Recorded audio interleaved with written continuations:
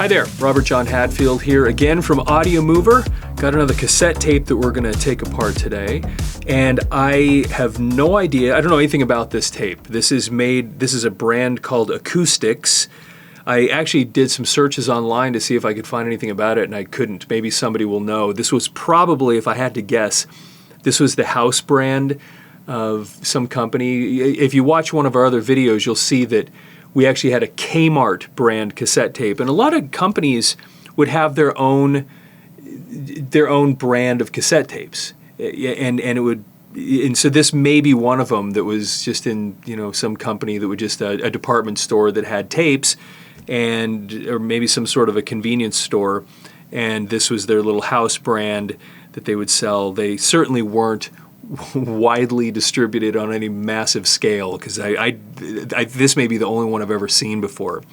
So anyway, what we're going to do is take it apart. Most of these tapes that were these cheaper house brand tapes were normal tapes. There were, as you may realize, there were basically 3 different formulas of tape or positions of tape. There was normal, there was chrome, and there was metal. And these were almost always this type of tape. They were kind of the cheap tapes, and so they were usually the normal bias. So I'm going to open this up, and we'll just kind of take a look at what we got going on inside. Like most tapes that can be taken apart, there are 5 screws. There's 1 in each corner, and then there's 1 right there in the middle. So we're going to pop these screws out, and then we're going to lift the top of the shell off and see what it looks like inside. Now, if you haven't followed our channel yet, I'd like to encourage you to go. Oh, I'm having a little bit of a hard time with that particular. Looks like this might have been taken apart before. Please like, follow, subscribe, whatever, if you enjoy these things, and comment below if there's any particular thing that you'd like us to make a video about going forward. Yeah, this one it looks like somebody might have taken this apart, because this particular screw up in the corner is a little bit stripped, so my screwdriver's not fitting into it. All right. Oh, did we get this bottom one here? Didn't get this one. There we go. So we're going to tap that one out. There we go. So now all of our screws have been removed. So now we're going to open this up and just take a look at what is going on inside. And this should just lift off at this point. Oh, wait. That one didn't quite come out. Thought it did. Okay, now it should lift off. There we go. And you'll see that there's always this little gasket. You kind of see that. I'm going to scoot this out of the way so maybe you can see it a little better. You'll see that it's clear, but it has these little ridges. And those ridges, what they do is, first of all, the plastic keeps the tape from rubbing on this gasket keeps the tape from rubbing on the plastic, and the little bit of pressure that's coming up and down from either side of the tape keeps it really nice and smooth as it winds onto the reel. Gives that just a little bit of slight pressure on both sides, which helps it wind really smoothly. And so as we look inside here, this is very, very normal looking cassette shell, and the inside and everything looks very typical. And you'll see here, once again, the normal things. You have this little magnetic shield that kind of sits in place, and like one of the recent videos we did, you'll see that this particular shield doesn't have, it's just a rectangle. Some of the times you'll see a shield that they have these little ridges on either side. And then what that does, it helps hold the pressure pad in place.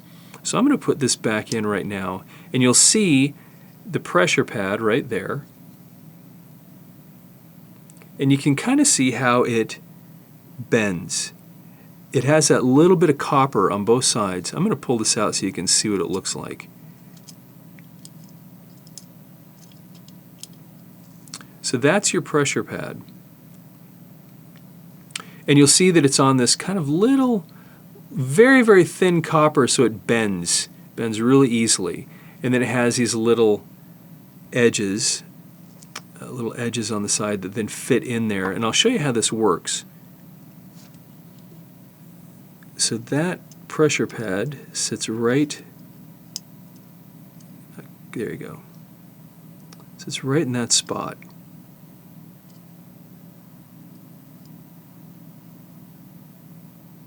And then what happens when you push play, boy, did I get that right? I'm starting to wonder. Yeah, I got that. Okay, sorry. Just wanted to make sure. Sometimes looking at these small things for an old guy like me is not super easy. So the way this works, this is a playhead that we pulled out of a Sony cassette deck. And then the way this would work, when you would push play on your tape deck, you can get a sense of how this would go. This thing would then push up onto the tape like that, and watch what it does. See how it moves that pressure pad just slightly? That is how you got a really solid connection. So when this would push play, this would come up and it would do that. And then the tape would spin, the wheels would spin, and then the tape would get pulled in between the pressure pad and the head. And then the head would read the magnetic signal. And then you can see right there, that's the spot where that's the part of the tape it's reading as it would go across. And then side B, you'd flip it over, and then the 2 tracks on side B would be read right there. Anyway, that's how that worked. And that reason for that pressure pad is it just made sure that you had a nice solid connection between the playhead and the tape. And what would happen a lot of times, and this may be happening even to you, the pad, this little piece of felt, you can see that there's nothing really holding it on there, and it was basically just glued on. And like a lot of, or there was adhesive or something that put it on there. And like a lot of adhesive, over time, it just breaks down. And these little things will actually fall off of this copper mount. And your tape will all of a sudden start sounding really, really bad, and you won't know why. And 9 times out of 10, it's because that little piece of felt has fallen off and the head is not getting a solid connection with the tape. We here at Audiomover, we move these tapes through by the 1,000. And sometimes, most of the time they seem to last okay, but there are sometimes we'll get projects where we'll get a couple of boxes of tapes and we'll open it up and the whole bottom of the box is just filled with these little pieces of felt because they've fallen off. And so then that's one of the first things that we check for whenever we're processing a tape here at Audiomover, is we check and make sure that pressure pad is in place, because if it's not, your tape isn't going to sound correct. It's not going to sound good. You're not going to get a good signal out of it. So anyway, that's really, it's interesting that that's something so simple and so basic. If it's gone, your tape will not sound the way it's supposed to. Just that's the way it is. So you've got to have that little piece of felt in place. Okay. All right, so we've got everything kind of back in place here. Now we're going to take this gasket, going to flip it back over. These gaskets kind of just float in place, and just got to center it. And then we're going to set this back on top. See if we can get that to settle in place. There we go. Sometimes when you're putting this back together, the leader tape wants to pop out in front of these little spots, and so you have to kind of hold it in place. But it looks like we're in good shape.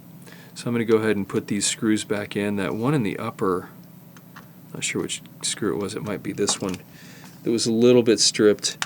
It's having a hard time going back in. Maybe I will save the save this part of it for later, since this tape's not really ever going to get used again. These are, like I said, we just found this in an old box and we thought it'd be fun to do a video of. Anyway, if you enjoy these kind of videos, please like and subscribe and leave some comments. We'd love to hear from you. And with that, have a great day.